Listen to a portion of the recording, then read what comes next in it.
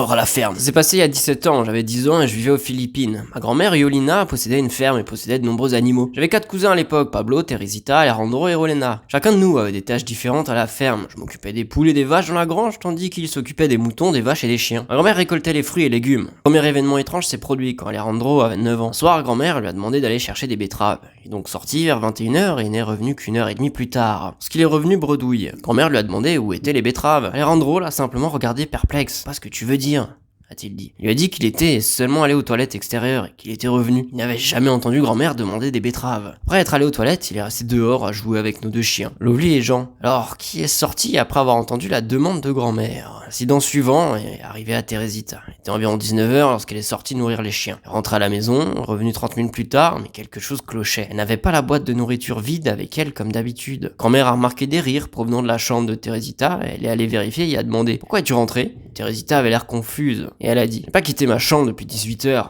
Grand-mère a pensé qu'elle mentait et l'a grondée. Alors qui, grand-mère, avait-elle vu dehors? Puis c'est arrivé à Pablo. Un jour, il est resté dans sa chambre toute la journée sans jamais sortir. Grand-mère a laissé de la nourriture devant sa porte et chaque fois qu'elle vérifiait, l'assiette était vide. Elle a supposé qu'il était à l'intérieur et ne s'est pas inquiété. Vers 17h, Pablo a franchi la porte d'entrée. Hey, je reviens du champ, dit-il, une botte de blé, des carottes et des pommes de terre à la main. J'ai mis un moment à les ramasser. On a tous regardé stupéfaits. Grand-mère s'est précipitée dans sa chambre. Elle a ouvert la porte à la volée. Il n'y avait personne. Alors, qui avait mangé toute la nourriture ce jour-là? Après tout ça, grand-mère a finalement dit: on déménage. Peu après, nous avons vendu la maison et nous sommes partis. Avant de déménager, nous avons demandé aux voisins s'ils connaissaient l'histoire de la maison. Ils ont dit: beaucoup de gens se sont pendus au grand arbre qui se trouvait là avant la construction de la maison. Et les anciens propriétaires ont rapporté avoir vu des sosies. Et c'est là que nous avons réalisé que ce que nous avions vu n'était pas les membres de notre vraie famille, mais des sosies. Ma grand-mère m'a dit que lorsqu'une personne meurt, elle peut vous donner un signe avant de mourir. Je la croyais pas, pensant que c'était qu'une vieille superstition sans fondement scientifique. J'ai une sœur, elle s'appelle Clémentine. C'était la sœur idéale pour moi, gentille, douce et avec qui je me suis toujours bien entendu. Peu ma meilleure amie. Un jour, j'étais seul à la maison. Clémentine était en voyage avec ses amis pendant que mes parents allaient à l'anniversaire de ma cousine. C'était un samedi soir comme les autres. J'ai préparé des nouilles et regardé mon film préféré. En regardant, j'ai eu sommeil, car il était déjà tard. Donc, je suis allé me coucher immédiatement et je me suis endormi. Réveillé en sursaut par quelqu'un qui me caressait doucement les cheveux et chantait ma berceuse préférée. Et même dans l'obscurité de ma chambre, j'ai immédiatement reconnu qui c'était. C'était Clémentine. Je l'ai appelée et je lui ai demandé à quelle heure elle était rentrée. Elle a pas répondu. Je lui ai dit de se rendormir. Elle m'a pas écouté. Elle n'arrêtait pas de chanter ma berceuse préférée en me caressant les cheveux. C'était étrange, car elle chantait jamais. Et elle continuait, et sa voix commençait à devenir froide et inquiétante. Soudain, elle était dans mon lit et la température a chuté dans ma chambre. Corps serré. Je pouvais même pas bouger un seul doigt. J'étais figé. J'espérais que c'était qu'un cauchemar, mais c'était réel. Je savais pas quoi faire. Paralysé par la peur, je pouvais ni la repousser ni courir. Quelques instants plus tard, elle s'est enfin arrêtée et a dit ces mots: tu me manqueras au paradis, Katharina. Sa voix était glaciale, et après avoir prononcé ces mots, elle s'est levée et a quitté mon lit. J'ai soupiré de soulagement, parce qu'elle était somnambule. Je comprenais pas pourquoi elle agissait ainsi. À mon réveil, j'ai trouvé mes parents en pleurs dans le salon. Perplexe, je leur ai demandé ce qui n'allait pas. Ce que ma mère m'a dit m'a donné la chair de poule. Ta sœur est décédée la nuit dernière, dans un accident de voiture. Je suis resté figé, je n'arrivais pas à croire ce qu'elle disait. Une vague de choc et de chagrin m'a submergé. Puis je me suis souvenu de ce qui s'était passé la nuit précédente. J'ai repensé à la superstition de ma grand-mère. Je me suis aussi souvenu de ce que Clémentine avait dit avant de partir: tu me manqueras au paradis. Ma sœur m'avait-elle donné un signe annonçant sa mort? Mon esprit s'est rempli de questions. Mais la seule chose que je ne pouvais pas accepter, c'est qu'elle était vraiment partie. 10 ans ont passé depuis cette nuit-là. En écrivant cette histoire, je ne peux m'empêcher d'être triste pour ma sœur. J'ai encore du mal à accepter qu'elle nous ait dit au revoir si jeune. Mais une question taraude encore. Me faisait-elle signe? Pourquoi avait-elle l'air si étrange? Pourquoi tout ça était si effrayant? Peut-être était juste mon imagination qui me jouait des tours. Ou peut-être pas. Attention aux iPhones. J'ai accidentellement cassé mon iPhone à la fac. Ma main a glissé alors que j'essayais d'enregistrer une vidéo du cours du prof. Il est tombé sur le sol dur de la salle de classe et s'est brisé de façon irréparable. Meilleure chose à faire aurait été d'acheter un Samsung, autre chose qu'un autre iPhone, mais j'avais déjà acheté une série de produits Apple hors de prix qui ne fonctionnaient avec rien d'autre. Et je ne voulais pas gaspiller tout cet argent. J'ai fini par essayer d'acheter un iPhone du même modèle que mon ancien en ligne. C'est un modèle assez ancien, donc la plupart de mes options étaient épuisées. Bon, ça me dérangeait pas, cependant, il me fallait juste qu'il soit en relativement bon état pour pouvoir l'utiliser pour mes cours. J'ai trouvé un iPhone en promotion à un prix tellement bas que le vendeur aurait tout aussi bien pu le jeter à la poubelle. J'étais un peu méfiante au début, mais j'avais utilisé ce site à de nombreuses reprises et je n'avais jamais eu de problème auparavant. De plus, il était tellement bon marché que ça n'aurait pas été une grande perte si je m'étais fait avoir. J'ai commandé mon nouvel iPhone d'occasion vient l'ordinateur portable et j'ai attendu une seule journée pour qu'il soit livré à mon appartement. Il était tard dans l'après-midi lorsqu'il est arrivé chez moi. Les Apple Store approchaient de la fermeture à l'arrivée de l'iPhone et je n'avais pas vraiment envie de sortir ce jour-là de toute façon. Alors j'ai décidé d'attendre le lendemain pour le faire nettoyer au magasin. Et regardant de plus près, j'étais censé pouvoir récupérer l'iPhone en magasin, mais j'ai été surpris par son état. Je pensais que les photos en ligne avaient été retouchées pour le rendre plus beau qu'il ne l'était en réalité, mais l'appareil semblait presque neuf, à part quelques rayures ici et là. Il y avait aussi des gravures personnalisées au dos de l'iPhone, à ma seule et unique Sarah. Bisous et câlins. J'ai réalisé que cela signifiait probablement que le téléphone avait été un cadeau d'amoureux. Soudain, le prix modique a commencé à prendre tout son sens. Qu'un cadeau aussi cher soit vendu en ligne à un prix aussi bas signifiait probablement que Sarah et son copain avaient vécu une rupture difficile et qu'elle souhaitait oublier au plus vite tout ça. N'ayant rien de mieux à faire ce soir-là, j'ai décidé de fouiller un peu dans le contenu de l'iPhone avant que tout ne soit supprimé. J'étais curieuse de voir quel genre de personne était cette Sarah. J'ai donc ouvert la galerie. Elle contenait des centaines de selfies d'une jeune femme aux cheveux blonds et aux yeux marrons. La plupart la montraient posant près d'un café, se prélassant chez elle ou prenant la pause devant un magasin ou au milieu d'un parc. Un style assez basique pour une fille blanche de la classe moyenne supérieure pour être honnête. Au début, beaucoup de ces photos la montraient aussi avec un bel homme avec qui elle semblait bien trop à l'aise pour être juste amie. Une photo les montrait tous les deux souriant devant un arbre dans un parc avec un cœur gravé dessus. Je supposais que ce type était son petit ami et comme je le soupçonnais, les photos de lui sont faites de plus en plus rares au fil du temps. Les dernières photos où il était présent le montraient beaucoup plus loin d'elle que les précédentes. C'est ignoble, hein. C'était un comportement ignoble avec le recul, mais je suis allé consulter ses conversations par curiosité. Le dernier message qu'elle avait envoyé était avec un certain Ben, avec le texte suivant. « Va te faire foutre, espèce de salaud, trompeur !» J'ai donc compris l'essentiel et j'ai raccroché pour la nuit. Le lendemain, je suis allé à l'Apple Store le plus proche, j'ai fait réinitialiser l'iPhone. J'avais presque complètement oublié Sarah et son petit ami infidèle jusqu'à ce que j'essaye de prendre une photo de mes notes de révision pour m'y référer plus tard. En allant dans la galerie pour voir mes photos, j'ai trouvé une photo de Sarah, toujours là. C'était une d'elle, avec son ex-petit ami debout devant un arbre dans un parc. Mais quelque chose avait changé. Le petit ami souriait toujours, mais Sarah avait un air triste. Alors que je me souvenais distinctement de son sourire sur la photo précédente. J'ai supposé que je me souvenais mal de la photo et qu'elle était là à cause d'un bug. J'ai donc supprimé cette photo avant d'aller me coucher. Le lendemain, pendant les cours, j'ai consulté la galerie de l'iPhone pour consulter les notes prises de la veille. Et j'ai retrouvé la photo de Sarah et de son ex dans mes notes de révision. C'était la même photo, mais cette fois-ci, elle avait encore changé. Maintenant, en plus de froncer les sourcils, Sarah pleurait. Des larmes de sang, tandis que le visage de son petit ami était flou. J'ai fixé la photo confuse, pendant ce qui m'a semblé être une minute entière, avant que le prof ne m'interpelle. « Madame Anderson !»« Oui, monsieur. Soyez attentive en cours. Rangez votre téléphone, d'accord ?»« Bien sûr, monsieur. Désolé, monsieur. » J'ai rangé mon téléphone, comme il me l'avait demandé, mais j'ai pas pu me résoudre à prêter attention à ce qu'il disait ensuite. Cette image est restée gravée dans ma mémoire, mais en temps, pendant tout le cours. Après le cours, j'ai effacé la photo. Je suis rentré directement chez moi à prendre une douche froide. Il pleuvait à verse quand je me suis couché. L'image de Sarah pleurant du sang est restée aggravée dans ma mémoire, tandis que je luttais pour dormir sous la pluie et le tonnerre. Je me suis réveillé le lendemain matin avec l'impression d'être sur le point de mourir. J'avais l'impression de ne pas avoir dormi du tout. J'ai consulté à contre-cœur la galerie de mon iPhone pour voir si la photo était revenue. Effectivement, elle était là. Cette fois, le ciel derrière le couple avait pris une teinte rouge foncée. L'arbre derrière eux saignait, cœur gravé dessus, et Sarah avait une longue entaille à la gorge, d'où des rivières de sang coulaient pour tacher son chemisier blanc. Trop, c'était trop. J'étais prête à jeter l'iPhone. Avant que je puisse retirer la carte SIM, la voix de Siri m'a arrêté. J'ai regardé l'écran, j'ai vu que le GPS était activé. J'ai quitté l'appli, mais à peine je l'ai fait qu'il est réapparu. L'emplacement indiqué sur la carte était un parc public voisin, à quelques minutes seulement de chez moi. Mon bon sens a lutté contre ma curiosité, en pensant me rendre au point du GPS. L'endroit se trouvait dans un parc public, c'était samedi matin, alors je pensais être en sécurité quoi qu'il arrive. Et avec un peu de chance, je pourrais enfin comprendre ce qui se passait avec mon iPhone. Je me suis rendu au parc, en voiture en quelques minutes, et j'ai suivi à pied le chemin indiqué par le GPS. Au bout, je me suis retrouvé près de l'arbre, même sur la photo qui apparaissait sans cesse dans la galerie de l'iPhone. Le cœur était gravé et encore visible, un liquide rouge s'écoulant des bords. J'ai baissé les yeux vers le pied de l'arbre, et j'ai vu une étrange empreinte dans le sol. La pluie de la nuit précédente avait transformé la terre en boue. Celle-ci glissait lentement sur quelque chose enfoui sous l'arbre. Je me suis accroupi pour essuyer la boue qui se trouvait en dessous, et j'ai immédiatement regretté. Caché sous la fine couche de boue se trouvait le visage d'un cadavre desséché qui me fixait droit dans les yeux. J'ai appelé la police, qui est venue enquêter sur le corps.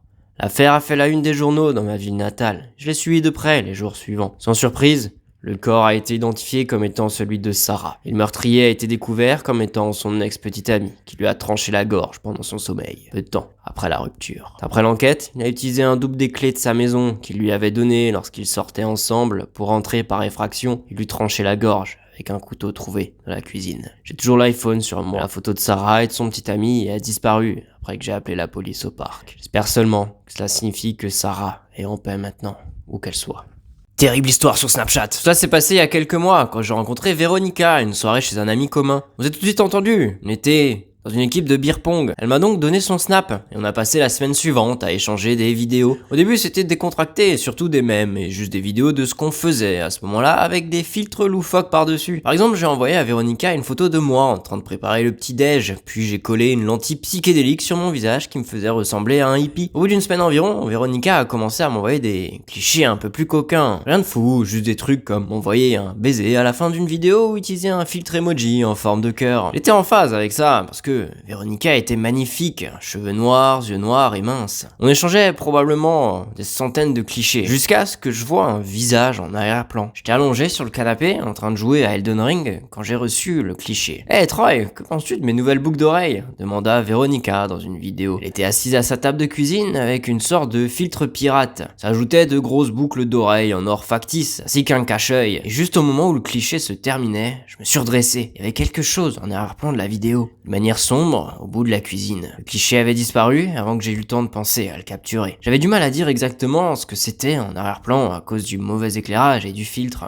mais ça ressemblait à un visage sur le mur. Le visage était laid, vieux, mais difficile à distinguer en détail car il faisait sombre. C'était un homme complètement chauve avec des traits épais et durs et des yeux qui semblaient noirs. J'ai décidé de répondre à Véronica rapidement. « Hey, est-ce que t'as installé un tableau bizarre dans ta cuisine ?» Et elle me répond. Ah, je suis pas sûr de ce que tu dis. T'es bizarre. Heureusement que t'es mignon. Tout en ajoutant une vidéo de sa cuisine. J'ai senti mon sang se glacer dans mes veines. La vidéo de Véronica m'a montré le mur, où je pensais avoir vu le portrait de l'homme. Mais au lieu du tableau, il y avait une fenêtre. Je suis sérieux maintenant, d'accord ? J'ai répondu. Je pense qu'un homme a peut-être regardé à travers la fenêtre de ta cuisine. Véronica avait l'air nerveuse et un peu en colère ensuite dans sa réponse. Elle n'a pas pris la peine d'utiliser de filtre. Troy, si tu te moques de moi, c'est pas bien. N'essaie pas de m'effrayer. Cette dernière vidéo montrait Véronica se promenant dans son salon. Tous ses rideaux étaient ouverts et je pouvais voir clairement le ciel nocturne autour de sa maison. J'ai également remarqué une ombre à l'extérieur dans sa cour. Cette fois, j'étais fasciné. J'ai essayé d'être assez rapide pour faire une capture d'écran de la fin de la vidéo et je l'ai envoyée à Véronica. Ça répond. Ok, je panique un peu maintenant et elle m'a dit « Tu peux venir ?» J'espérais une invitation depuis un moment, mais pas comme ça. Avant de pouvoir répondre, j'ai reçu une notification qu'elle avait envoyée une vidéo. Je l'ai ouverte pour voir Véronica, clairement paniquée, se précipiter dans son couloir. « Troy, j'ai vu quelqu'un dehors. Ils ont boité entre la saule devant et ont fait le tour de la maison. Je suis pas sûr, il y avait peut-être 2 ombres là-bas. » Je lui ai répondu par chat. « Hey, c'est mon FaceTime, appelle-moi et je resterai en ligne avec toi. » Elle a appelé quelques instants plus tard depuis sa chambre. Les lumières étaient éteintes et je pouvais voir la lueur de l'écran, que Véronica pleurait. « Y'a quelqu'un devant ma chambre. » Elle a chuchoté. « Je les ai entendus essayer d'ouvrir la fenêtre, s'il te plaît, j'ai tellement peur. » Ok, je vais. Quelqu'un a frappé à la porte d'entrée de Véronica, assez fort pour faire trembler la fenêtre de sa chambre. J'ai entendu des cris ou des hurlements, c'était étouffé et impossible de dire ce qu'il disait. Pour un moment, les coups ont cessé, il y a eu le silence. Puis Véronica a crié. Avant que je puisse demander ce qui n'allait pas, elle a fait pivoter sa caméra pour pointer vers la fenêtre de sa chambre. Un homme regardait à l'intérieur. Le même homme que j'avais repéré à la fenêtre de sa cuisine. Son visage était pâle. Et de près, clairement strié de sang sur son menton et ses joues. Véronica a arraché les rideaux, a commencé à hyperventiler. Écoute, tu dois rester silencieuse, reste caché. Barricade la porte de ta chambre, mais aussi quelque chose de lourd contre la fenêtre. Ensuite, tu dois raccrocher cet appel et... s'il te plaît, murmura-t-elle, respirant plus fort. Ne quitte pas, juste 1 minute. Écoute, tu dois appeler la police. Je les appellerai aussi, pour m'assurer qu'on puisse te joindre. Envoie-moi ton adresse et je viendrai te rejoindre. Dépêche-toi, s'il te plaît. Puis Véronica a raccroché, j'ai immédiatement reçu une notif dans le chat. J'étais en train de sortir, enfilant mes bottes et ma veste. Parce que j'ai contacté la police, le répartiteur a confirmé qu'ils étaient déjà en ligne avec Véronica. Comme elle parlait à un professionnel, je lui envoie une vidéo Snapchat rapide au lieu de FaceTime. J'arrive, la police aussi, tout ira bien. Et je dis en grappant dans mon calme. Les flics m'ont devancé jusqu'à la maison de Véronica. Il y avait 2 voitures de patrouille garées sur le trottoir lorsque je suis arrivé dans son allée. Et voici un homme mort, allongé, dans la cour avant. Il était face contre terre, dans l'herbe, une hache, toujours enfoncée dans son dos, près du haut de sa colonne vertébrale. En m'approchant, j'ai vu que l'homme était chauve et très pâle. Il y avait un policier debout, près du cadavre, parlant dans sa radio. Et 2 autres, sur le porche de la maison, essayant de calmer Véronica. Le premier policier a commencé à faire un pas, pour me bloquer, mais Véronica a vu mon approche et a dévalé les marches en courant. Elle a sauté dans mes bras, m'a serré fort, sanglotant si fort que je pouvais pas comprendre ce qu'elle disait. J'ai serré dans mes bras, Mais mon attention était sur le corps dans la cour. J'ai vu le premier policier se pencher pour lui éclairer le visage. Le cadavre était certainement l'homme que j'avais vu regarder par la fenêtre de Véronica, le harceleur, l'intrus potentiel. Je doutais que Véronica soit assez sauvage et calme pour lui planter une hache dans le dos. Alors, qui l'a tué? La réponse est devenue claire. Parce que d'autres voitures de police sont arrivées, mais se sont arrêtées 3 maisons plus loin au lieu de chez Véronica. Quand j'ai finalement réussi à calmer, j'ai laissé un ambulancier la surveiller pendant que je marchais dans la rue. Cette fois, un policier m'a arrêté, au bord de la cour. Un technicien de la scène de crime marquait une porte ouverte de la maison avec du ruban adhésif, noir et jaune. J'ai pu voir le corps d'une femme, étendu sur le sol du salon, avant qu'il ne m'emmène. La suite de l'histoire est sortie dans le journal cette semaine. Les voisins de Véronica, un couple d'âge moyen qui venait d'emménager, ont été brutalement assassinés la nuit même où elle et moi échangeons des photos. La femme est morte sur place, mais le mari a pu fuir et s'est probablement rendu à côté pour demander de l'aide. Sauf que cette famille était en vacances, il s'est donc installé chez Véronica. Il est donc allé chez Véronica, en pendant la cour au cas où le tueur serait à ses trousses. Ce qui était le cas. L'homme a probablement essayé d'attirer l'attention de Véronica discrètement au début, a commencé à frapper à la porte. Lorsqu'il s'est rendu compte qu'il était suivi, il a couru vers sa fenêtre, elle n'a pas répondu. C'est à ce moment-là que le tueur a dû le rattraper et lui planter une hache dans sa colonne vertébrale alors que l'homme essayait de traverser la cour en courant. Je sais que Véronica se sent coupable de ne pas avoir ouvert la porte, mais comment aurait-elle pu savoir que son harceleur était en réalité une victime? De plus, tout ce qui aurait pu changer, c'est que la police a trouvé 3 corps au lieu de 2. Vous avez appelé le numéro des services d'urgence, monsieur. Calmez-vous, que se passe-t-il? Ce sont mes enfants, ils sont devenus fous. Que font-ils? Quelqu'un est-il blessé? Quelqu'un va l'aide s'ils ne mettent pas fin à ce foutu ban de TikTok. Excusez-moi, monsieur? Vous m'avez entendu, salope? J'ai besoin que le ban de TikTok cesse avant que quelqu'un ne soit blessé ici, t'as compris? Monsieur, j'ai peur de ne pas pouvoir le faire. Pourquoi ne me donnez-vous pas simplement votre adresse et j'enverrai de l'aide, s'il vous plaît? Monsieur, où êtes-vous? Quand j'ai reçu mon premier appel cette nuit-là de quelqu'un qui paniquait à cause de l'interdiction de TikTok, le ban, j'avoue que j'ai trouvé ça assez amusant. Je veux dire, chaque jour, en tant qu'opératrice de police, je reçois des appels concernant des vols, des enlèvements, des meurtres, toutes sortes de choses. Donc en comparaison, entendre des gens pleurer sur une application de médias sociaux est tout simplement ridicule. J'ai jamais été une grande fan des réseaux sociaux, j'ai toutes les applications, mais je n'en utilise aucune. Je comprends tout simplement pas comment les gens peuvent s'intéresser à avoir de fausses conversations avec des inconnus qu'ils ne connaissent pas. Au début, entendre ces gens paniquer était drôle, mais au fil de la nuit, ça s'est intensifié. C'est à ce moment-là que les seuls appels que j'ai reçus concernaient TikTok. Ça m'a tellement énervé que j'ai enfreint le protocole au début de chaque appel téléphonique. J'ai demandé si c'était à propos de TikTok et s'ils répondaient oui, je leur disais d'aller se faire foutre. Mes collègues, principalement les officiers qui répondaient généralement à ces appels, ont certainement pris plaisir à ça. Mais beaucoup d'entre eux ont commencé à s'accumuler autour du commissariat, car il semblait que tous les crimes et les actes répréhensibles avaient pris fin parce que chaque personne de notre juridiction préférait pleurer sur la perte d'une application plutôt que de faire autre chose. Cependant, la situation a continué à se détériorer, passant de drôle à agaçante puis problématique pendant quelques heures. J'ai repéré un type qui me regardait par la fenêtre. Il avait l'air vaguement familier, comme si je savais déjà à quoi il ressemblait via sa voix. Et c'est à ce moment-là que j'ai réalisé qu'il devait être l'un de ces types que j'avais eu au téléphone plus tôt et qui prétendait être une star célèbre de TikTok. J'avais probablement vu une de ses vidéos, je l'avais oublié, alors j'ai demandé à Michael, un policier à proximité à ce sujet. Hey Mike, tu vois ce type là-bas? Ah ouais, je le connais, je le suis. Enfin, je suppose je le faisais. Eh bien, tu peux t'assurer que les portes soient verrouillées, il me donne la chair de poule. Ouais, je m'en occupe. Mike s'est dirigé vers la porte d'entrée du commissariat. L'homme n'a pas semblé réagir, sauf en se tournant vers Mike avec un visage inexpressif. Je pouvais pas dire ce que c'était, mais il y avait quelque chose d'étrange chez cet homme. Puis j'ai remarqué qu'une foule de personnes s'approchait rapidement du bâtiment derrière le dos de Mike. Tous se ressemblaient, comme des influenceurs, des TikTokers. J'ai crié à Mike de fermer la porte, mais il était trop tard. La horde fait irruption par la porte, l'essaim a poussé et a inondé comme une horde de zombies. Ils ont envahi le poste, s'entassant sur les officiers et les fouettant en lambeaux. J'étais complètement sous le choc, incapable de fuir en voyant mes collègues et amis se faire dévorer vivants. Pendant ce temps, les fans de TikTok continuaient d'affluer dans le bâtiment et ils ont fini par se retourner contre moi. J'ai couru cherchant une issue, mais toutes les sorties étaient bondées. J'ai réalisé qu'il y avait nulle part où courir. Sans autre option, j'ai sauté dans le placard du concierge et je me suis enfermé à l'intérieur. À l'intérieur, je trouvais pas l'interrupteur, alors j'étais assis dans le noir, écoutant les bruits de la catastrophe à l'extérieur. J'ai essayé de me boucher les oreilles, mais j'entendais tout. Les cris, le bruit de la chair qui se déchirait et des os qui se brisaient, ainsi que les acclamations de ces stars de TikTok dérangées et inhumaines qui célébraient le spectacle. Lentement, le bruit s'est calmé. C'est à ce moment-là que j'ai reçu une notification sur mon téléphone indiquant que quelqu'un allait diffuser en direct. J'ai senti je n'avais pas d'autre choix que d'ouvrir le flux. Je n'en croyais pas mes yeux. La vidéo était filmée par quelqu'un dans cette foule de monstres accros à TikTok. Maintenant, tout ensanglanté par leur attaque contre la station, ils étaient entassés devant la porte du placard du concierge. La porte derrière laquelle je me cachais directement. Ils ont dû savoir que j'ai rejoint le direct, car ils ont immédiatement commencé à frapper à la porte et à me crier de ramener TikTok. Je n'avais aucune arme pour me défendre, ce que je pouvais faire était de crier, de demander grâce. Malheureusement, la porte n'a pas tenu longtemps. En quelques secondes, ils étaient sur moi et j'ai fini comme tout le monde.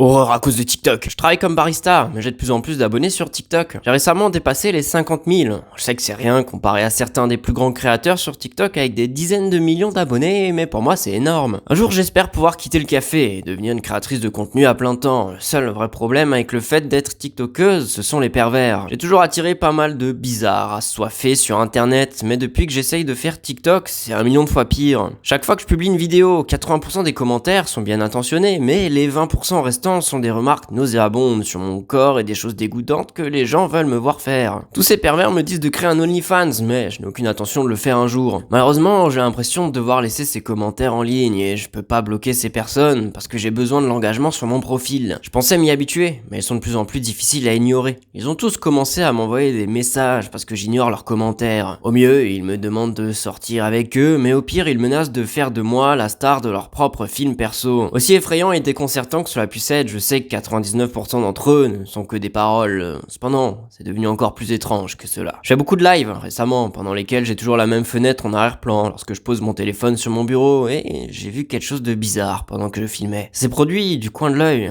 Je peux pas revenir en arrière pour voir si c'était vraiment là. Mais je vois sans cesse un point vert clignoter sur le rideau, comme si un pointeur laser brillait à travers ma fenêtre. J'ai toujours pensé que c'était juste des gamins idiots du quartier qui s'amusaient, mais ça me semblait bizarre que cela n'arrive que lorsque je faisais des lives. Et puis, j'ai remarqué que j'attirais l'attention d'un pervers, particulièrement tenace. J'appellerai Richard. Il commente chacune de mes vidéos, puis m'envoie un message quelques minutes plus tard. Pendant un moment, c'était toujours les mêmes choses, comme je t'aime, j'ai besoin de toi, je veux te donner un gros pourboire à ton travail. Je parle parfois de mon métier de barista sur ma page, mais je n'ai jamais mentionné où je vis ou où je travaille. Pourtant, Richard connaissait exactement le café où je travaillais. Richard a même dit qu'il savait où j'habitais, mais en parcourant son profil, il n'y avait aucun message. Alors j'ai supposé, c'était un autre troll. Puis un jour, Richard est allé encore plus loin. Il m'a envoyé l'adresse exacte, même mon numéro d'appartement. Et il connaissait aussi la marque, le modèle et l'année de ma voiture, ainsi que ma plaque d'immatriculation. Il me laissait même de voler du courrier dans ma boîte aux lettres. Mais c'est là que j'ai réalisé qu'il faisait ça depuis des jours déjà. Et les menaces n'ont cessé de s'intensifier.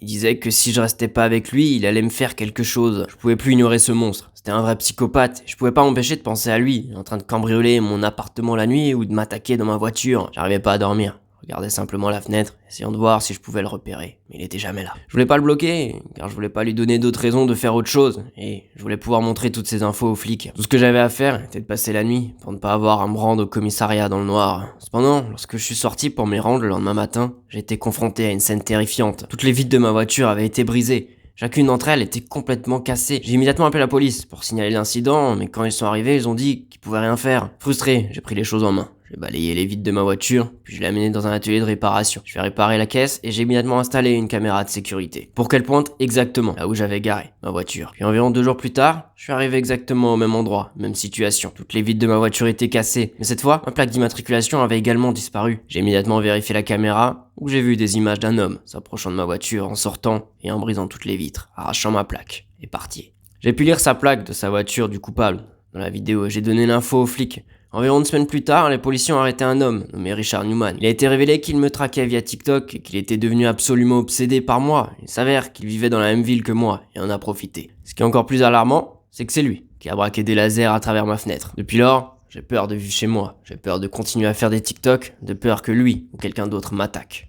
Et non, seulement ma voiture, la prochaine fois.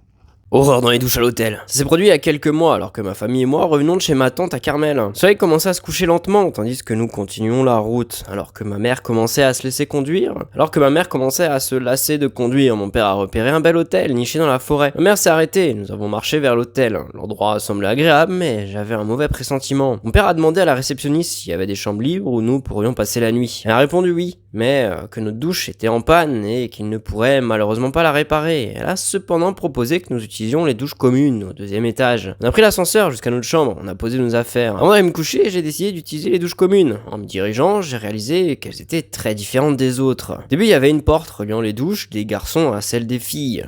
Et deuxièmement, au lieu de rideaux de douche, il y avait des portes vitrées. Et pour l'intimité, c'est pas ça, quoi. En regardant autour de moi, j'ai réalisé que les douches étaient complètement vides. Alors je me suis dit, si je prenais une douche rapide, j'aurais pas à m'inquiéter que quelqu'un entre. Sauté dedans, je me suis lavé. Au fil du temps, la vitre s'est embuée et je ne voyais plus rien dehors. Et puis, j'ai entendu la porte qui reliait les douches des garçons à celle des filles s'ouvrir. Quoi diable, un garçon voudrait-il entrer ici? Comme je voyais rien, j'ai décidé d'essuyer ma main sur la vitre pour chasser la buée. Dedans, j'ai aperçu un sans-abri d'une quarantaine d'années, les cheveux voilés, le visage directement sur la vitre, me regardant avec un sourire narquois. Baissant les yeux, j'ai vu qu'il tenait un grand couteau de cuisine. J'ai crié, j'ai ouvert la porte vitrée aussi vite que possible, la faisant tomber par terre. J'ai rapidement attrapé une serviette, je suis sorti en courant. Je courus dans notre chambre et j'ai raconté à mes parents ce qui s'était passé. Ils ont immédiatement appelé la police. Ils sont arrivés, ils ont fouillé les douches. Et ils l'ont trouvé, assommé, dans la même position. Apparemment, c'était un délinquant enregistré. Il est même allé jusqu'à violer une fille de mon âge. Ils l'ont arrêté. Je sais pas ce qu'ils ont fait ensuite. Cette histoire me terrifie encore aujourd'hui. Je suis jamais retourné à l'hôtel.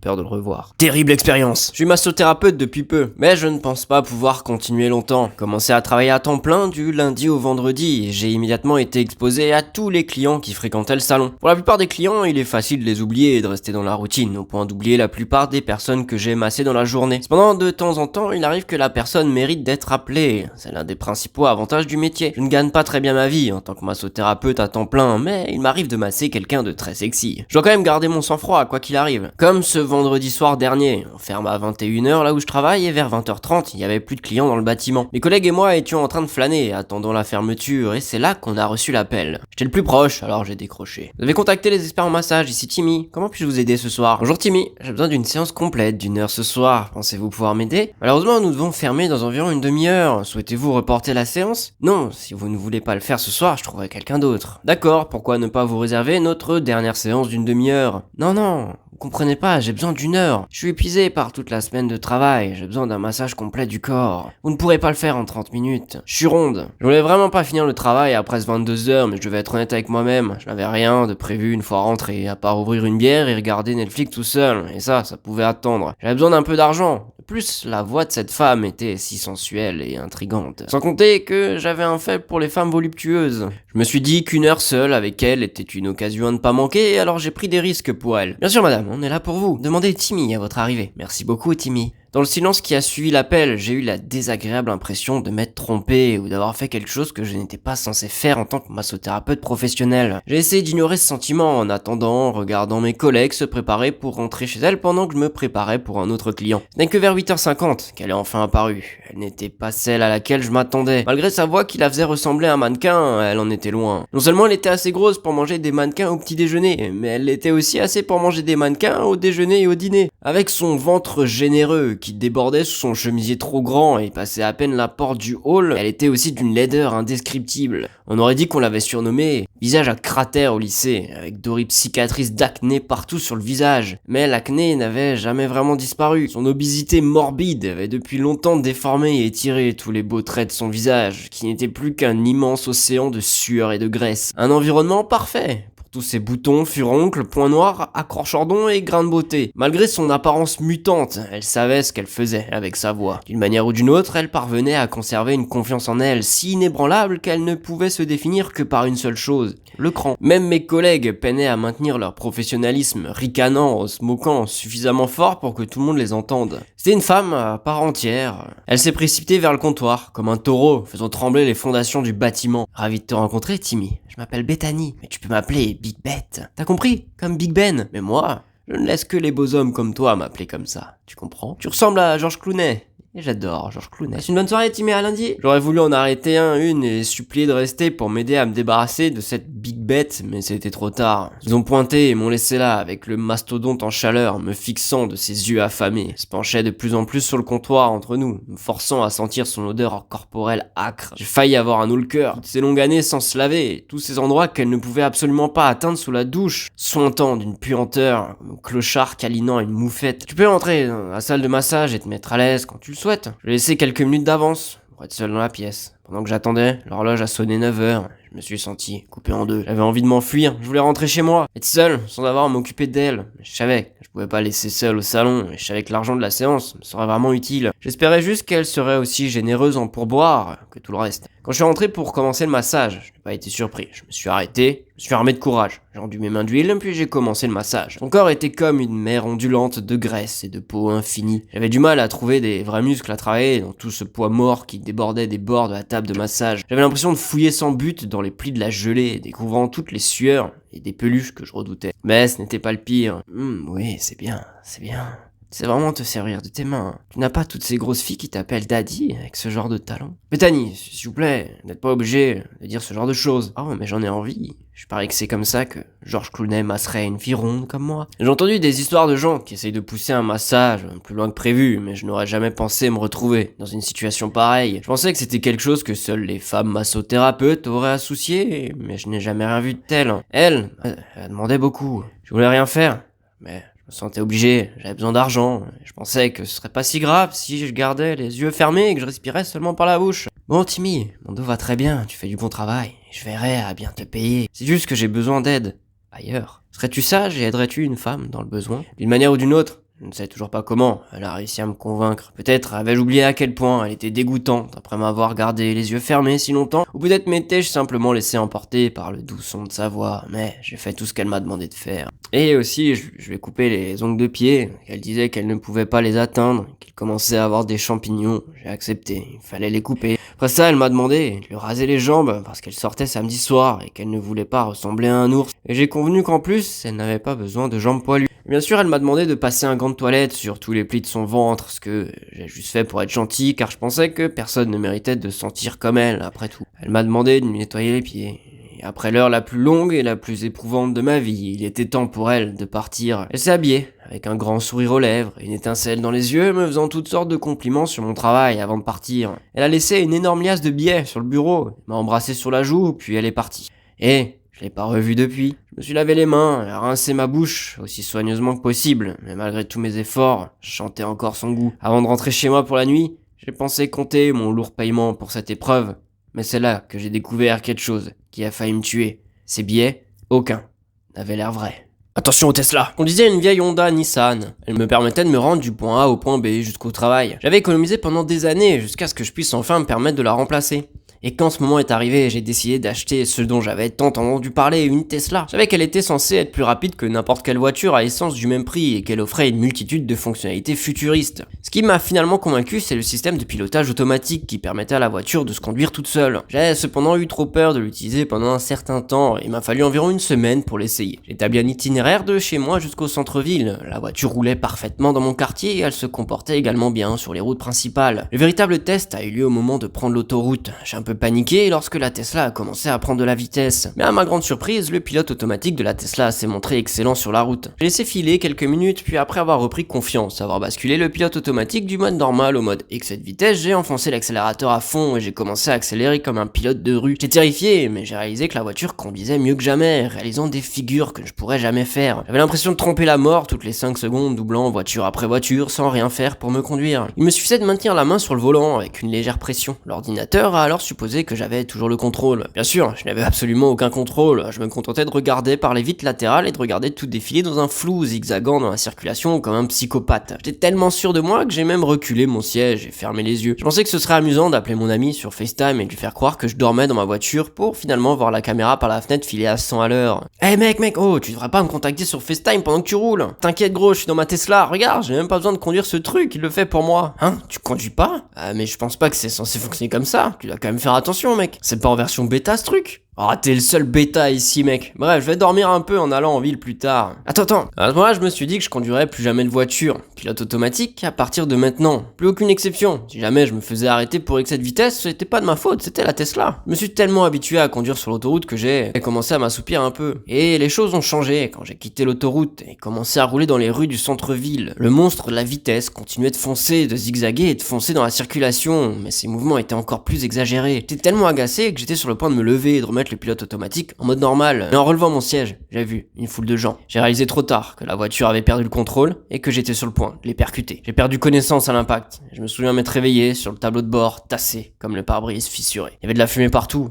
J'entendais que des cris et des pleurs de gens en dehors. Quelques instants plus tard, on m'a extirpé de la voiture, placé sur un brancard. C'est à ce moment-là que j'ai commencé à reprendre confiance et à comprendre ce qui venait de se passer. Cela avait mal fonctionné et je n'étais pas là pour réparer les choses, ce qui signifie que tous ces blessés que j'ai vus l'ont été, à cause de moi. C'est là que j'ai commencé à paniquer. Je suis descendu du brancard, implorant pardon. Désolé, je voulais pas que ça arrive, pardonnez-moi, je suis désolé. Tais-toi, connard, remonte sur le brancard. J'étais tellement paniqué dans l'ambulance, je voulais pas aller en prison, je voulais juste revenir 5 minutes en arrière et tout changer. Mais bien sûr, c'était pas possible. J'étais soigné à l'hôpital et dès que le médecin a dit que j'allais bien, j'ai été libéré, entre les mains de 2 policiers qui m'ont emmené en prison. Ils ont découvert que j'avais blessé plusieurs personnes et, malheureusement, tué 6 autres, dont des policiers armés. J'ai été condamné à 5 ans de prison et mon permis a été suspendu, définitivement. Ma Tesla a été détruite. Je suis sorti de prison depuis environ 1 an maintenant. J'ai passé beaucoup de temps à me culpabiliser. J'ai ensuite réalisé j'étais pas responsable. J'attaque donc actuellement Tesla en justice pour avoir laissé son logiciel de pilotage automatique dangereux et peu fiable opérer des pièges mortels de 2 tonnes dans nos rues. Mais cela changera rien, le mal est déjà fait. Cette histoire vraie s'inspire d'un incident Tesla troublant concernant Yoshihiko Yumida, un mari et père de famille de 44 ans, décédé en avril 2010 lorsqu'une Tesla Model X avec pilote automatique activé a percuté un groupe de motards impliqués dans un accident de moto précédent près de Tokyo. Il a été allégué que la voiture devant la Tesla avait changé de voie pour éviter le groupe de motards, mais que le conducteur de Tesla s'assoupissait à plusieurs reprises et que le pilote automatique n'a pas réussi à changer de voie et à accélérer. Les proches de Yumida ont intenté une action en justice contre Tesla, affirmant que le système de pilotage automatique de l'entreprise était défectueux et incapable de gérer les situations de conduite courantes, et que son système de détection des conducteurs inattentifs était fatalement défectueux. Le juge a cité la requête en irrecevabilité de Tesla, suggérant que le Japon était le lieu le plus approprié pour statuer l'affaire compte tenu de la règle du forum non convénient. Cette règle prévoit qu'un tribunal américain peut rejeter une affaire lorsqu'un autre tribunal est plus apte à l'entendre. L'affaire n'a pas encore été déposée au Japon. Le conducteur de Tesla a été officiellement condamné à 3 ans de prison et jusqu'à 5 ans de sursis.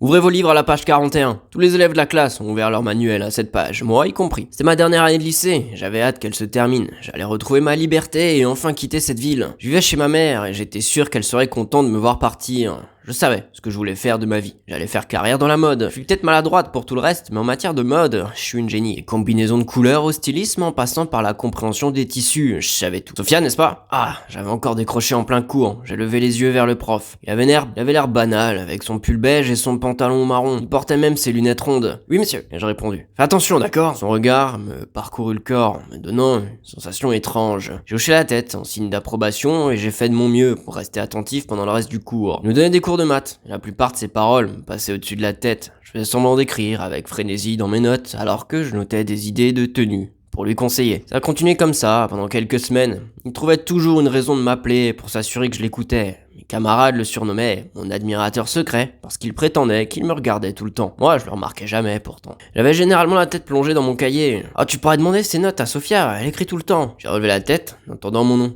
Quoi? Ai-je demandé, complètement perdu. Le prof de maths, Monsieur Matt, a souri avant de remonter ses lunettes. J'ai juste à Jérémy de recopier tes notes, car les siennes sont vierges. J'ai dégluti. J'avais pas de notes. Je savais qu'il le savait. Surtout si son étrange sourire suffisait à me convaincre. J'ai hoché la tête et escompté un sourire confiant. Monsieur Matt a continué son cours et j'ai poussé un soupir de soulagement. Après le cours, je me suis levé rapidement. Sophia, attends-moi derrière, s'il te plaît. Mes camarades ont murmuré que j'avais des ennuis et j'étais d'accord. Une fois qu'on était seuls, il s'est approché de moi et a fourré ses mains dans ses poches. Il m'a dit qu'il m'observait depuis un moment et que je lui plaisais. Je suis resté bouche bée. Il est passé devant mon bureau, alors que moi, j'imaginais des idées de tenue. Pour lui, j'étais encore sans voix, je pouvais rien dire pour me défendre. Il m'a dit qu'il comprenait mon béguin du lycée, mais qu'il ne le tolérait pas. Mes joues étaient rouges de honte. J'ai réussi à lui dire que non, c'était pas du tout ça. Il a simplement souri et a posé sa main sur mon épaule avant de me dire de partir. J'ai séché son cours suivant. J'étais trop gêné pour lui faire face après ce qu'il m'avait dit. Il pensait que dessiner des tenues pour lui était un aveu. En arrivant en cours le lendemain,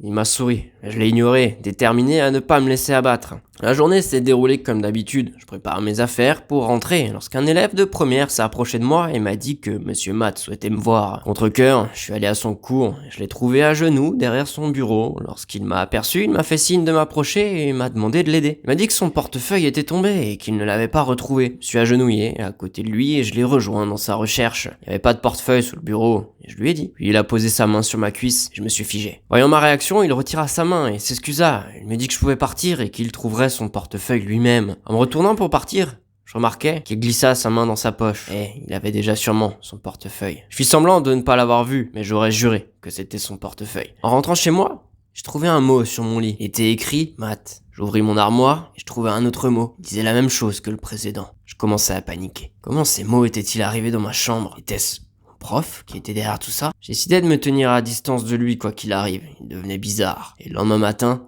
nouveau choc. Je fixais mon reflet bouche bée, mes cheveux. Quelqu'un les avait coupés. Et je me demandais sans cesse comment c'était arrivé, mais qu'une réponse me venait. Je suis arrivé à l'école, l'estomac noué. Premier cours de maths était terminé. J'étais tellement perdu que je savais même pas quand il se terminait. Sophia? J'ai levé les yeux, j'ai constaté que la classe était vide. Et Monsieur Matt me souriait. Quelque chose ne va pas? A-t-il demandé en levant la main. Il avait des cheveux dans sa main. Des cheveux bruns. Mes cheveux. Il a fallu un certain temps à mon cerveau pour assimiler ce qui se passait devant moi. Pourquoi? J'ai murmuré. Il s'est avancé vers moi et j'ai bondi de mon siège. Laissez-moi tranquille! J'ai crié en courant dans le couloir. Les élèves me regardaient avec surprise. Monsieur Matt était un monstre. Je me suis demandé comment je l'avais pas vu plus tôt. J'ai couru droit au bureau du directeur et je lui ai raconté ce qui s'était passé. J'étais en larmes en racontant tout ce que Monsieur Matt avait fait. Quand j'ai eu fini, la directrice a secoué la tête tristement et m'a dit que les secours étaient en route. Je l'ai remercié et j'ai attendu dans son bureau, comme elle me l'avait demandé. Sa porte s'est ouverte et 2 hommes en blouse blanche sont entrés. C'était comme il nous l'avait dit.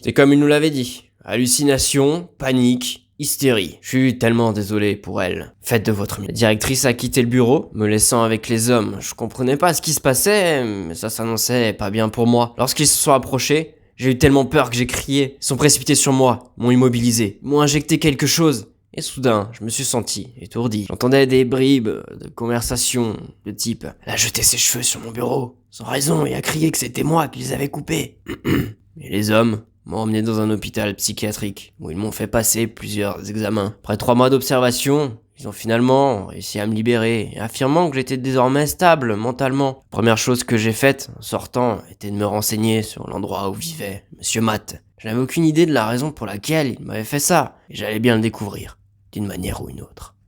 Je suis parano à cause de Snapchat. Ça s'est passé il y a environ 1 mois, mais je n'arrivais pas à décider si je devais le dire ou non. Je suis une personne paranoïaque et je ne savais pas si j'allais à nouveau être confronté à quelque chose comme ça, si j'en parlais. Mais comme ça fait 1 mois et que rien ne s'est produit, je vais le partager. Français, c'est pas ma langue maternelle, alors soyez indulgents avec moi si mes mots ont l'air bizarres. Je suis une jeune fille de 22 ans, originaire de Bulgarie, qui étudie l'art dans une autre ville. J'étais de retour chez mes parents pour les vacances de Noël, et cela s'est passé à peu près autour du Nouvel An. La maison de mes parents se trouve dans un petit village près d'une grande ville où j'ai grandi. Nous avons emménagé dans le village et vivons maintenant dans une maison à 2 étages. Un soir, j'étais assise dans ma chambre et je regardais des histoires d'horreur incroyables de Disca, comme je le fais habituellement. Il était environ 2 heures et j'étais plongé dans une histoire effrayante. Et à ce moment-là, je ne savais pas que je vivrais ma propre histoire d'horreur très bientôt. Tout a commencé avec une notification Snapchat m'indiquant que quelqu'un m'avait ajouté. J'étais un peu confuse, mais je l'ai quand même ouverte et j'ai vu quelqu'un avec le nom d'utilisateur Lapi789 qui m'avait ajouté comme ami. Maintenant, je veux expliquer pourquoi. C'est bizarre pour moi. J'utilise à peine Snap.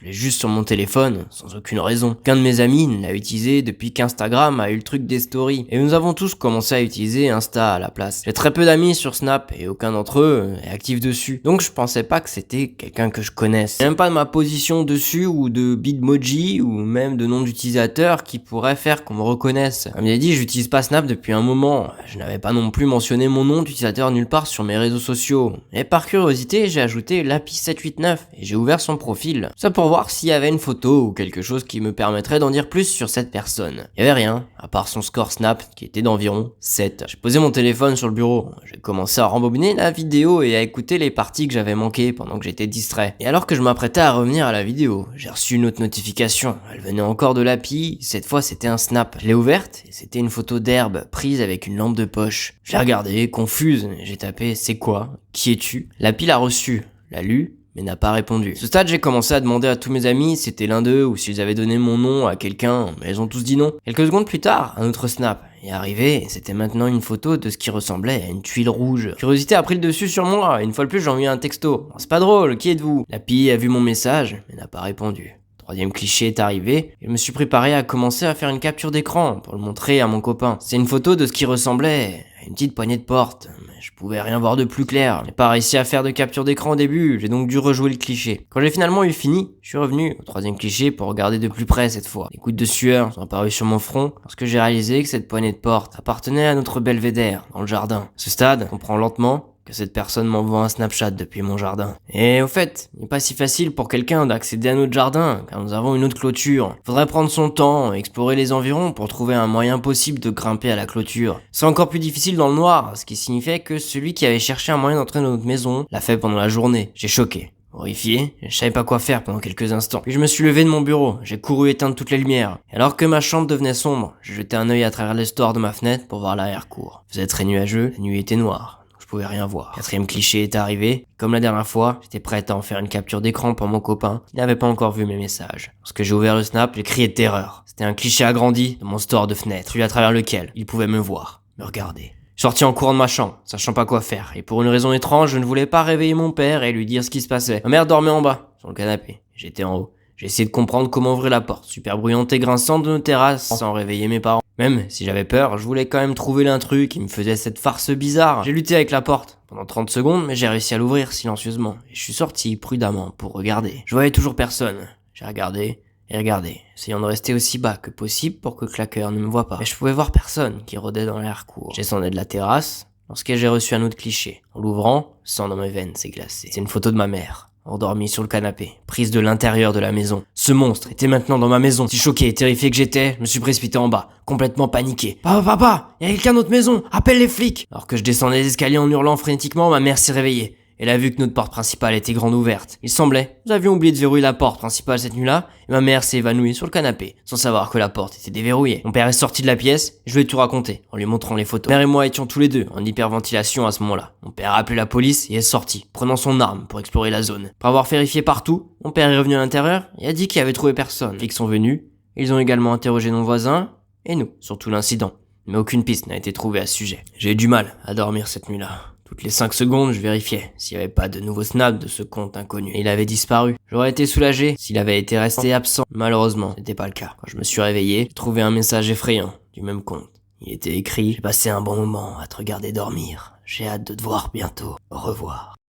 Horreur dans le bus. Ça s'est produit alors que j'étais en route pour la maison de ma grand-mère. Ce jour-là, j'ai essayé de prendre la Jeep parce que les autres bus étaient déjà pleins à minuit. J'ai finalement trouvé une Jeep et il n'y avait que quelques personnes à l'intérieur. Un chauffeur, un collecteur d'argent et 2 filles, quelques gars et une vieille dame. Nous étions sur la route lorsque nous sommes passés devant un hôpital psychiatrique. Puis, une dame, portant une blouse d'hôpital, se tenait là, pointant son doigt vers l'extérieur, ce qui signifiait qu'elle voulait faire un tour. Elle était chauve, et son visage était blanc pâle. Le Jeep s'est arrêté à côté d'elle, et l'intérieur de la voiture est devenu silencieux. Les rues étaient couvertes de brouillard et d'obscurité, et la lumière du Jeep était la seule source de lumière. À ce moment-là, j'envoyais un SMS à ma grand-mère et je lui disais que j'allais être en retard, tout en jetant un coup d'œil à la dame. Cependant, avant qu'elle ne monte dans les escaliers de la Jeep, le conducteur a brusquement appuyé sur l'accélérateur et a laissé derrière. J'étais confuse, il semblait que tout le monde l'était aussi. Nous avons regardé le conducteur, il semblait très effrayé, mais on savait pas pourquoi. Je lui ai demandé pourquoi il avait laissé la dame derrière. Il a répondu d'une voix tremblante, il a dit: c'est pas juste une dame, madame. À ce moment-là, le conducteur a regardé le rétro, a fermé la bouche, puis augmenté la vitesse. Je pouvais pas respirer quand j'ai suivi son regard vers le rétro. Je l'ai vu.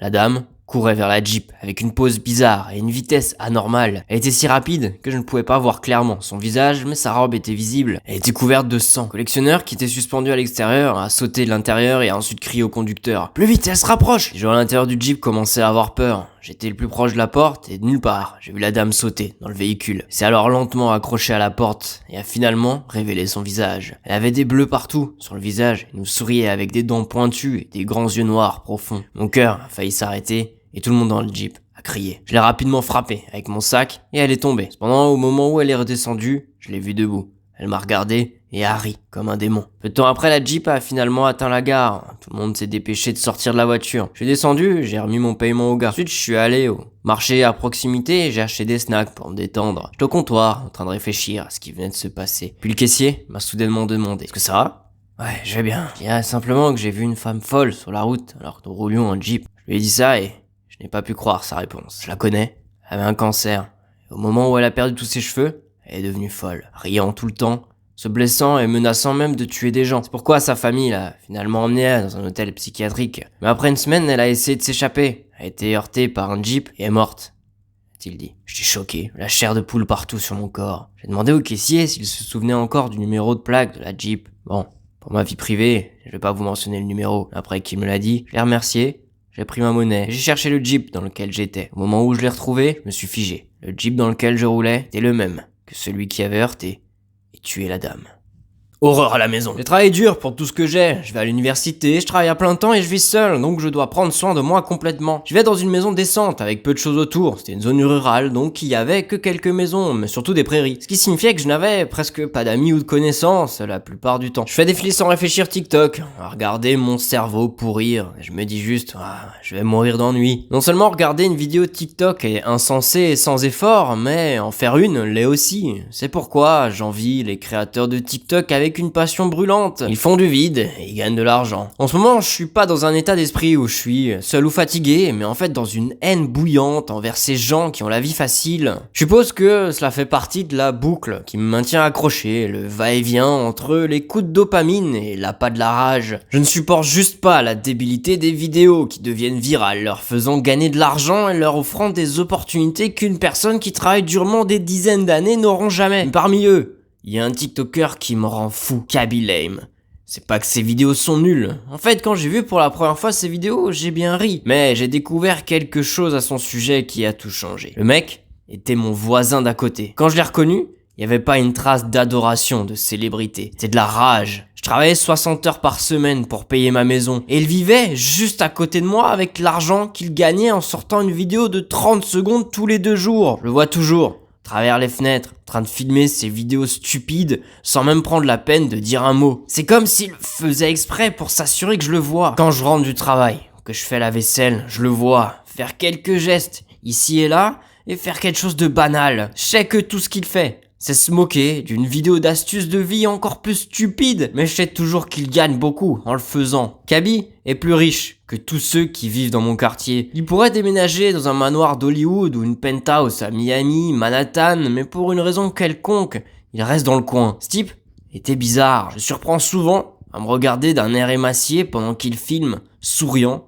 sans jamais ouvrir la bouche. Pour être honnête, il me fait flipper, mais c'est pour ça que je me garde. Je garde ma machette sur le plancher de ma chambre, au cas où. Au fil des semaines et des mois, j'ai lentement commencé à mépriser de plus en plus Kaby, abandonnant même TikTok juste pour le surveiller. Kaby a également commencé à me remarquer davantage. Dans certaines de ses vidéos, il ne regardait même jamais la caméra pendant qu'il filmait. Il regardait juste à travers la fenêtre, droit dans mes yeux. Une nuit, je n'ai plus pu le supporter. Et puis l'impasse, le silence. Quoi Qu'est-ce que tu veux? Allez, pourquoi tu dis rien? Arrête de me fixer, t'as compris? Nous avions des confrontations tendues, avec lui ici et là, mais j'essayais de ne pas laisser cela gâcher ma journée. Après cela, j'étais assez épuisé, alors je suis monté à l'étage, je me suis glissé dans mon lit, je me suis lentement endormi. Je me souviens m'être retourné et retourné dans mon lit, essayant de m'endormir, quand je l'ai entendu. Ça ressemblait à des bruits de tapotement. J'ai essayé d'ignorer et de dormir pensant que c'était juste le vent de l'extérieur ou quelque chose comme ça. J'ai entendu à nouveau. Cette fois, les bruits de tapotement étaient encore plus forts. Maintenant,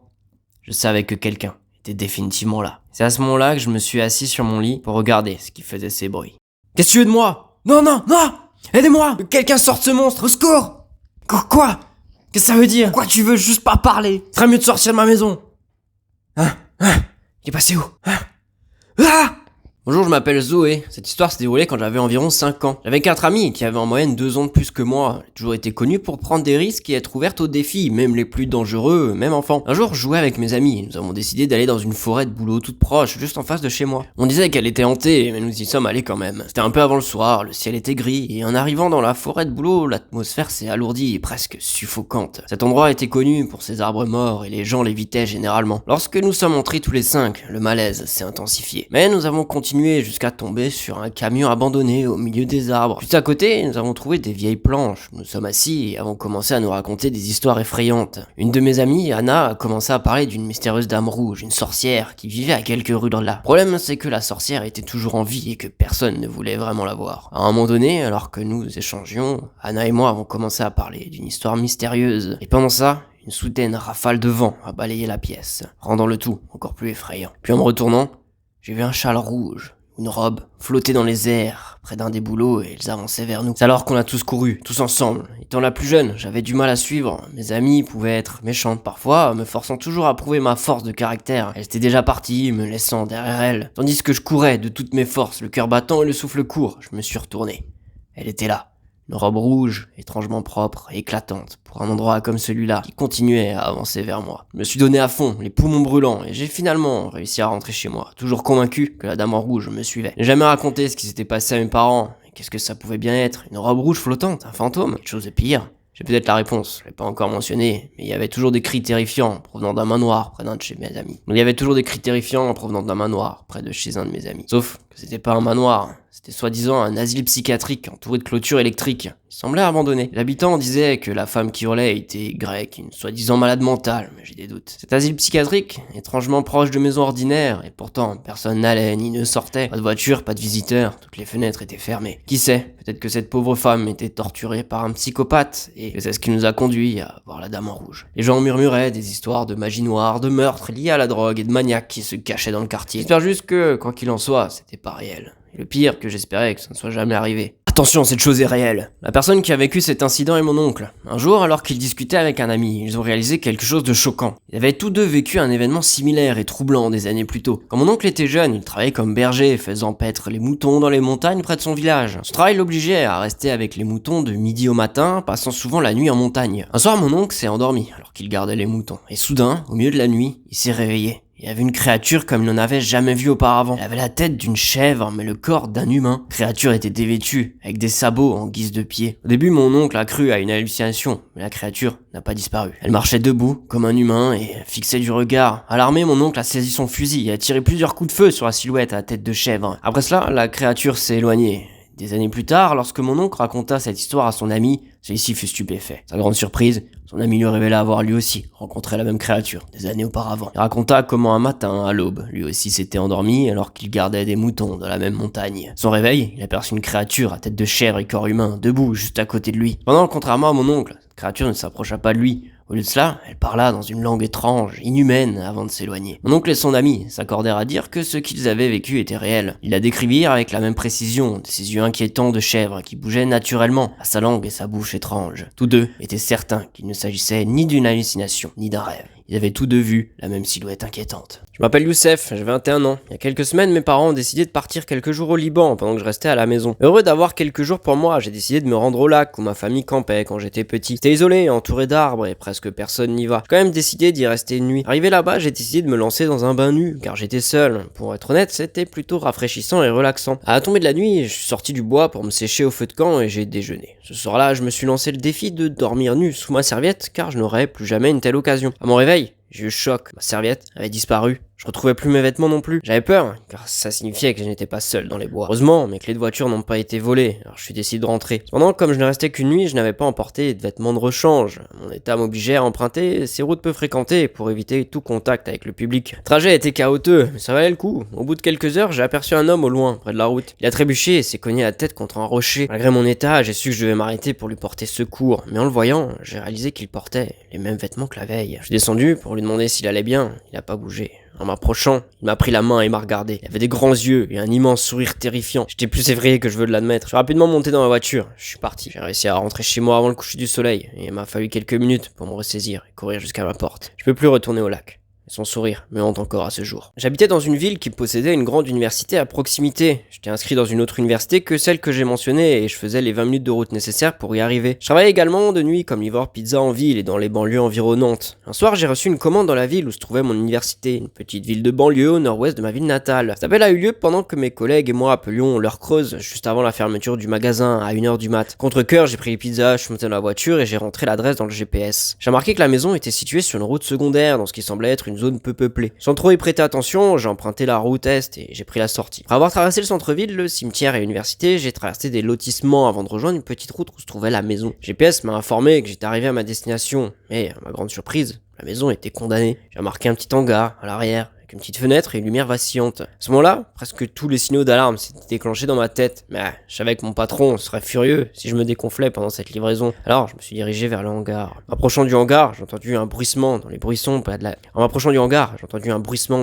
près de l'allée. Puis j'ai entendu un homme murmurer: Maintenant. Un homme a surgi des buissons et 2 autres ont surgi du hangar. Ils portaient des couteaux, des longues robes et des masques blancs. J'ai regagné la voiture juste à temps, mais l'un des agresseurs a réussi. J'ai regagné la voiture juste à temps. En m'échappant, j'ai vu l'agresseur debout, au milieu de la route, l'air furieux. J'ai roulé environ à 145 km/h au retour. Arrivé au magasin, tout le monde était sous le choc. Après leur avoir tout expliqué, on a contacté la police et dépêché quelques agents sur place. À leur arrivée, les agresseurs avaient disparu, mais ils ont trouvé du matériel de consommation de drogue dans le hangar, des cordes, un étrange matériel de torture. J'ai voulu apprendre la magie et ça s'est mal passé. Voici ce qui m'est arrivé quand j'apprenais la magie à l'université. J'ai trouvé quelqu'un sur une application qui disait pouvoir m'apprendre la magie et je suis allé chez lui. Il avait l'air de pas s'être lavé depuis des jours, mais il était déguisé en magicien. Dès mon arrivée, il m'a montré un tour de carte avec une expression excitée, a étalé cette carte et m'a demandé d'en choisir une. J'ai choisi une, sans réfléchir. Il m'a montré la carte, cependant, c'est une carte que je n'avais jamais vue auparavant, avec des images au lieu de chiffres. En regardant attentivement, j'ai vu une forme de point dessiné dessus, et il m'a soudainement frappé violemment la poitrine. Il avait des points américains dans les mains. J'ai mis de douleur atroce, je lui ai crié dessus, lui demandé pourquoi il faisait ça. Il a dit avec une expression impudente: t'as choisi la première carte, alors tada! C'est pour ça que tu as un point. Maintenant, je choisis une autre carte. À partir de ce moment-là, une peur terrible a commencé à m'envahir. Je lui ai crié d'arrêter, puis il a étalé les cartes devant moi et a dit: magie des cartes, tu dois en choisir une pour finir. Finalement, je choisis une carte, il me l'a montré en souriant. La carte avait un os dessiné dessus. Il a souri et a dit: oh, tu as choisi une bonne carte. J'étais abasourdi.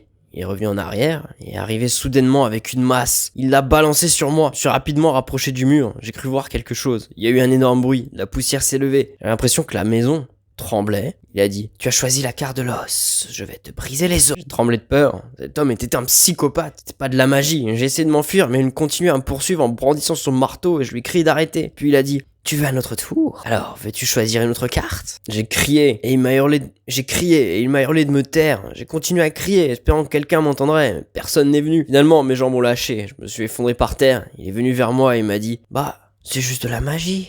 Bon, je t'apprendrai la magie après ce tour de cartes. Oh, je te montrerai quelque chose d'amusant. Attends une minute. Il a pris son téléphone, il m'a montré une vidéo. Je pouvais pas respirer. Dans la vidéo, il y avait un homme qui saignait d'une douleur atroce. Ce magicien fou attachait le corps de l'homme, tirait les jambes comme un taré, criant qu'il allait lui montrer un tour de magie, qu'il le doublerait en taille. L'homme hurlait comme un fou. Puis le magicien a pris le marteau, l'a frappé au genou. Je pouvais plus regarder la vidéo. C'était horrible. Le magicien s'est mis à rire, à s'amuser. À la fin, il avait les jambes pliées en deux. Oh, tu veux pas voir le résultat? Allez, regarde cette vidéo. Il n'arrêtait pas de me tendre son téléphone, me disant de regarder la vidéo. Je suis enfui, j'ai entendu une sirène de police au loin. Le visage du magicien est devenu pâle. Il est rapidement sorti et monté dans sa voiture et parti. La police est arrivée peu après, poursuivi le magicien. Il l'a arrêté. Il a avoué avoir tué 3 personnes et agressé des dizaines d'autres. Depuis, j'ai peur de sortir de chez moi. Terrible soirée à la maison. Je venais de rentrer à contre-cœur d'un long voyage au Japon. Après avoir goûté à une cuisine incomparable, visité un pays magnifique et rencontré des gens formidables. Inutile de dire que j'étais un peu déprimé à l'idée de rentrer. Premier jour, je suis allé directement dans ma chambre. Je me suis évanoui avant de faire quoi que ce soit d'autre. Ou plutôt, je n'avais plus l'énergie de faire quoi que ce soit d'autre. C'est probablement pour cette raison que je n'ai pas remarqué les subtils indices qui me montraient que ma maison n'était pas aussi solitaire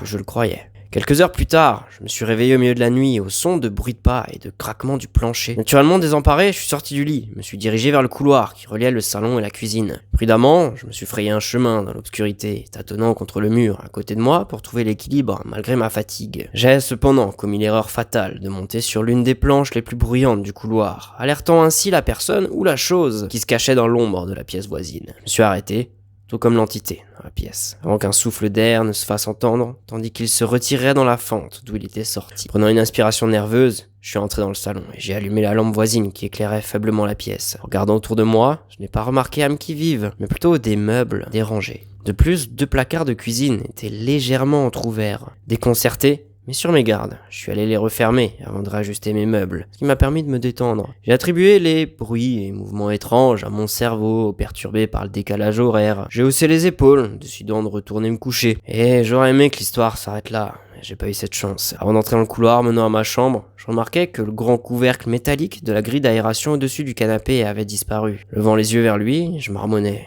Qu'est-ce que... Avant qu'un visage tordu, empli d'un mépris abject pour mon existence, n'apparaisse. Surpris, je tombe à terre. commence à ramper, entendant l'homme se mettre à hurler de manière incohérente en s'affalant sur le canapé. J'observais avec horreur ses articulations craquées sous son sweat à capuche usé et son jean taché. Il me fixa, silencieux, avant de brandir un couteau de sa poche arrière et de le pointer vers moi. « C'est ma maison maintenant! À moi! Elle est à moi !» cria-t-il d'une voix pâteuse en fonçant vers moi. Je rampais, précipitant ma chambre, claquais la porte derrière moi et je la verrouille. Commençait à planter sa lame dans la porte, me hurlant dessus. Tremblant, j'ai appelé la police, j'ai sangloté en leur racontant ce qui se passait. Heureusement, on m'a dit qu'une voiture de patrouille était à proximité de mon quartier et qu'elle arrivait chez moi dans quelques minutes. J'ai resté au téléphone, j'ai pris une batte de baseball, au cas où ce crétin dérangé défoncerait ma porte. Quelques minutes plus tard, la police est arrivée. Et après une lutte rapide mais violente, ils ont réussi à maîtriser l'intrus. Après l'avoir enfermé sur la banquette arrière de la voiture de patrouille, les policiers ont inspecté ma maison et ont découvert que l'homme avait apparemment vécu là pendant mon absence. Et c'était pas tout. Il semblait qu'il séjournait chez moi sans que je le remarque depuis plusieurs mois. Maintenant, je deviens parano.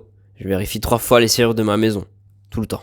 Horreur à l'entreprise. Je suis ingénieur dans une grande usine Tesla. Je suis spécialisé dans l'implémentation de logiciels dans diverses applications matérielles de l'entreprise. Lorsque j'ai rejoint Tesla, je voulais travailler sur la conduite autonome des voitures. Cependant, mes supérieurs ont estimé que mes compétences seraient mieux utilisées dans le secteur plus expérimental. Et c'est ainsi que je me suis retrouvé à travailler sur, ou plutôt avec les robots humanoïdes. Ces créatures m'ont toujours fait flipper, on dirait celles du film iRobot, avec Will Smith. Je m'attends toujours à ce que l'une d'entre elles me fasse un clin d'œil ou me plaque à travers une fenêtre en hauteur parce qu'elle a repris conscience pendant que je fouillais dans son cerveau. Et malheureusement, je n'ai pas eu d'autre choix que de travailler avec elle. Je passe généralement mes journées de travail enfermé dans une petite salle de recherche. Je suis généralement de l'autre côté de l'écran. J'ai la vide du robot pour le regarder effectuer diverses tâches. Cas de problème, je le signale généralement au service logiciel pour qu'il corrige le code. Cependant, il arrive que des problèmes matériels soient catastrophiques. Je me contente d'éteindre l'appareil et de l'envoyer au service approprié pour réparation. Mais il arrive parfois que le problème soit suffisamment mineur pour que je sois qualifié pour le réparer sur place. Dans ce cas, je dois entrer dans la pièce avec le robot, ce que je détestais et redoutais absolument. De nombreux protocoles sont en place pour arrêter le robot à distance avant d'entrer dans la pièce, puis pour couper l'alimentation des fonctions motrices avant toute intervention. Même ça me rassure pas. Ces machines ont une force surhumaine et une retenue surhumaine. La force hydraulique qu'elles exercent en serrant simplement le poing est suffisante pour écraser un fémur humain, l'os le plus solide du corps. Mon seul soulagement dans ce travail est que je ne suis presque jamais seul dans la salle de contrôle. Il n'y a aucune règle pour entrer seul dans la pièce avec le robot.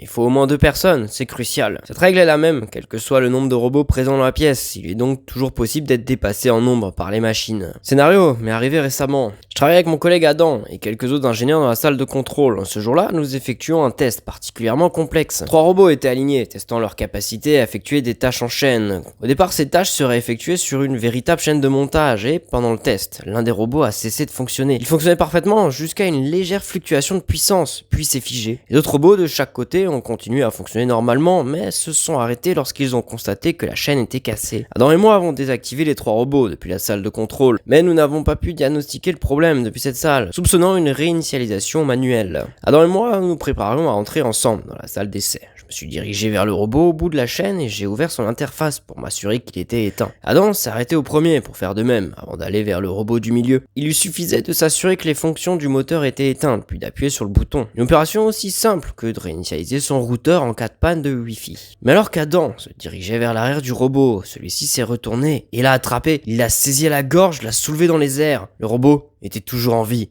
Il était toujours là, lui serrant le cou. Je me suis précipité vers lui et j'ai appuyé sur le bouton d'arrêt d'urgence, mais ça n'a rien fait. Le robot s'est retourné à la vitesse de l'éclair. Il m'a percuté avec le corps d'Adam. Je me suis écrasé contre le mur derrière moi. Je me suis cogné la tête et je suis tombé au sol. Tandis que je regardais le robot écraser Adam et le réduire en miettes, il m'a poursuivi. J'ai rapidement roulé sous l'équipement d'assemblage. Je me suis précipité vers la porte. Cette chose était à 2 doigts de m'arracher la porte des mains et de s'enfuir dans l'usine. Mais j'ai réussi de justesse à la verrouiller et le piéger à l'intérieur. Le robot a immédiatement commencé à forcer le passage. Je n'avais pas Dieu, mais je voyais à travers la vitre qu'il voulait me tuer et me détruire, comme il avait fait avec Adam. Heureusement, avant que cette maudite créature ne puisse sortir, l'équipe de sécurité est arrivée et a neutralisé la machine par la force. J'ai échappé de justesse à la mort. Pourtant, Tesla s'est engagé à minimiser la gravité et la fréquence des blessures subies. La mort d'Adam n'a jamais été signalée. La situation a été réduite de mort et démembrement à une simple blessure mineure. Je sais que révéler cela, même anonymement, me vaudra certainement un licenciement et des poursuites judiciaires, mais le public doit savoir à quel point ces abominations sont dangereuses. Je suis terrifié à l'idée que Tesla décide de produire ces choses en masse.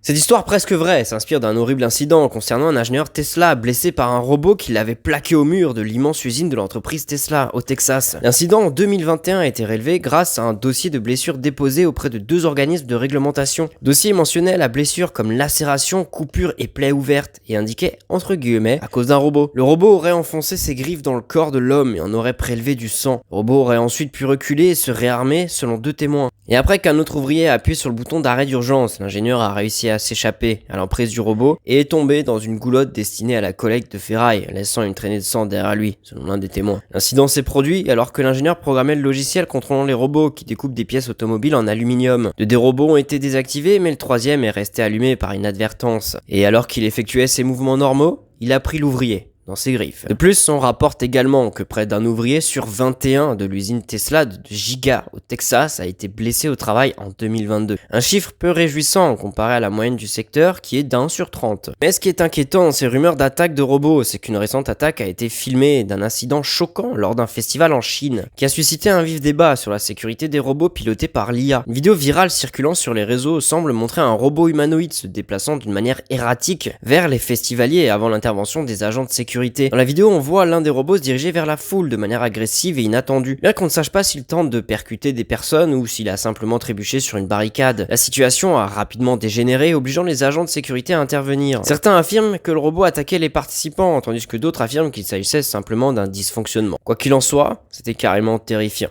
étant donné que des films comme iRobot et Terminator existent. On me hante. Je m'appelle Lynn, je suis aux prises avec des choses étranges ces derniers temps et je crois que quelque chose me hante. Ça a commencé l'année dernière quand une amie est venue dormir chez moi et qu'elle avait installé des applications de chasse aux fantômes sur son téléphone. Bien sûr, j'y croyais pas, mais j'ai accepté parce que c'était amusant. Après avoir joué avec les applis pendant un moment, on a eu plein de réactions stéréotypées qui étaient probablement programmées. Et on a fini par s'ennuyer, donc on est allé faire autre chose. Au bout d'un moment, il était l'heure d'aller se coucher. On a dormi dans le salon. Et après avoir dormi un peu, je me suis réveillé en voyant mon ami se lever et se diriger vers les toilettes. Sans y penser, je suis resté assise là, essayant de me rendormir. À son retour, on a discuté un peu et c'est là que ça devient bizarre. 5 minutes plus tard, j'ai entendu le robinet de la salle de bain ouvrir à fond. Pas oublier que je vis dans une petite maison, au mur fin, donc tout résonne et on l'entendait clairement. Je me suis donc levé, pensant que j'imaginais quelque chose. Mais arrivé à la salle de bain, j'avais bel et bien entendu. Étrange, je suis retourné voir mon amie et lui demander si elle avait laissé le robinet ouvert. Elle a répondu que non. M'a dit qu'elle se souvenait bien de l'avoir fermé. Déconcerté, je savais que c'était ni ma sœur ni mes parents, car d'une part mes parents ont leur propre salle de bain à côté de leur chambre et elles me disent que celle-là. D'autre part, je savais que c'était pas ma sœur car j'ai entendu le craquement du parquet et des pas distincts. Au bout d'un moment, mon ami et moi avons haussé les épaules, pensant y réfléchir plus en détail demain matin. Matin est arrivé, mon ami m'a réveillé, on a parlé du robinet et au bout d'un moment elle m'a dit, l'air nerveuse. La nuit dernière, je me suis réveillé vers 4h du matin avec une sensation bizarre, comme si quelqu'un d'autre que toi était entré dans la pièce. Quand j'ai regardé autour de moi, j'ai vu une silhouette sombre qui te regardait, debout, juste devant toi. J'avais trop peur de te réveiller, alors je me suis caché sous les couvertures. Quand j'ai vérifié à nouveau, elle avait disparu. J'étais réveillé depuis. Terrifié, j'ai essayé de démentir tout ça autant que j'ai pu, mais elle était catégorique sur ce qu'elle avait vu. Quand mes parents se sont réveillés, on leur a raconté ce qu'on avait vu. Bien sûr, ils nous ont pas cru. Depuis, j'essaye de comprendre ce qu'elle a vu. Et depuis, j'entends des choses bizarres, comme ma sœur qui chuchote, qui m'appelle la nuit, et quand je vérifie, il y a personne. J'ai vu des orbes et des silhouettes blanches ou noires se précipiter dans ma chambre et contre les murs. Et finalement, j'ai senti mon lit se comprimer alors que j'étais allongé sur le côté, comme si quelqu'un s'était juste assis à côté de moi, au bord du lit. J'ai envie de le dire à ma famille, mais je sais qu'ils me croiront pas, je sais pas vraiment quoi faire. J'ai peur que la situation dégénère. Pour être honnête, je crois qu'on a mis en colère un esprit, quelque chose comme ça, cette nuit-là.